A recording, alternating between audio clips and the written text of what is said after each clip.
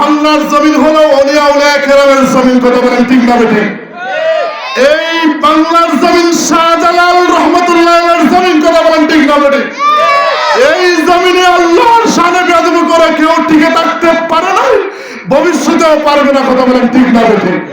আপনারা শুনেছেন তাসলিমা নাসরিন আমাদের আল্লাহকে নিয়ে, ইসলাম ধর্মকে নিয়ে বিদ্বেষ করেছিল, কটূক্তি করেছিল, বোরকাকে নিয়ে সে কুচুকরি বিদ্বেষ ছড়িয়েছিল, অবশেষে সে বোরকা পরে এই বাংলার জমিন ত্যাগ করতে হয়েছে, কথা বলেন ঠিক না বেঠিক?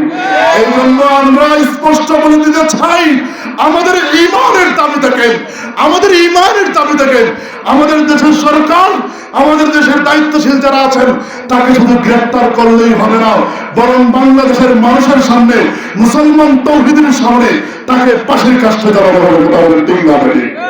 যদি ফাঁসির কাষ্ঠে জড়ানো হয় তাইলে আর কোন নাস্তিক, কোন বেঈমান এই সাহস দুঃসাহস পাবে না, পাবে না, পাবে না।